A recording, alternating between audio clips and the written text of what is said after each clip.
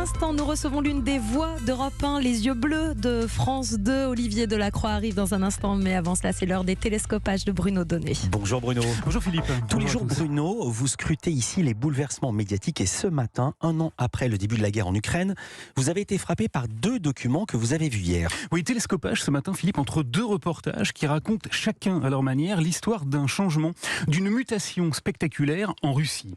Le premier, c'est un article formidable signé Ariane Chemin qui est apparu hier dans les colonnes du journal Le Monde. Son titre, L'enfance soviétique de Volodymyr Zelensky. Dans un long papier qui emprunte à la fois les codes du reportage et ceux du portrait, la journaliste décrit l'enfance du président ukrainien. On y apprend qu'il a grandi dans une Ukraine soviétique du temps de l'URSS, mais qu'il n'évoque jamais cette période comme si, écrit notre consoeur, il y avait là un sujet tabou. Car de l'URSS, le meilleur souvenir que semble avoir conservé Zelensky, c'est celui de sa chute. En 1991, lorsque Gorbatchev arrive au Kremlin, lorsque la perestroïka remplace le communisme de plomb, le jeune Volodymyr n'a que 14 ans. Et pourtant, il se souvient que ça lui a permis d'échapper à sa formation obligatoire dans les jeunesses communistes. Et il se souvient aussi des tout premiers salaires capitalistes de son père, un ingénieur qui était alors parfois payé en coupons, en savon, en pneus, ou en bouteille de shampoing.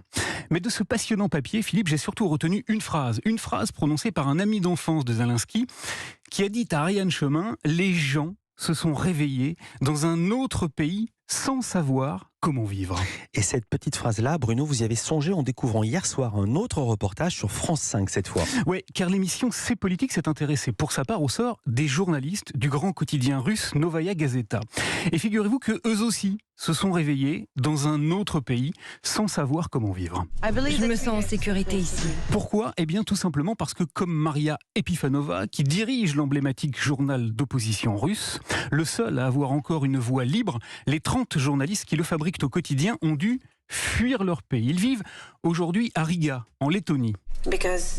Parce qu'en Russie, c'est impossible d'être juste indépendant. Il faut se battre pour son droit à l'indépendance. Là-bas, à 200 km de la frontière avec la Russie, de Vladimir Poutine, il tente courageusement de continuer à raconter le régime russe comme il va, mais également à témoigner de tous ceux qui le bousculent encore de l'intérieur. Je pensais à Elena Pietrova. C'est une Instagrammeuse queer. Elle a 1 million d'abonnés sur YouTube. Depuis Riga, donc, Maria Epifanova a confié au journaliste de France 5, Pierre Caillé, les grandes difficultés qu'elle rencontre pour pouvoir tout simplement continuer à exercer son métier.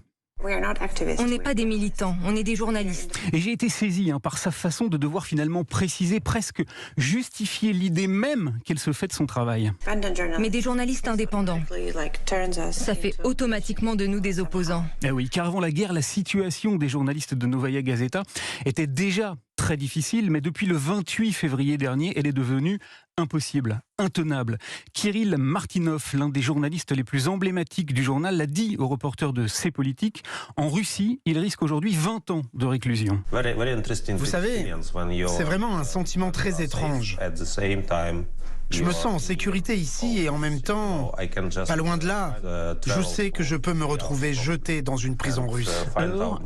Alors, comme ses confrères, il vit désormais l'exil dans un pays qui n'est pas le sien. Mais la parenthèse pourrait bien tourner court. Le 7 février dernier, le tribunal de Moscou a définitivement révoqué la licence de la plus ancienne rédaction indépendante de Russie, le Sésame, qui permettait à Novaya Gazeta d'être publié dans un régime qui refuse de raconter la guerre qu'il mène à l'Ukraine, là où, il y a tout juste un an, les gens se sont réveillés dans un autre pays sans savoir comment vivre. Merci beaucoup Bruno Donnet. À demain.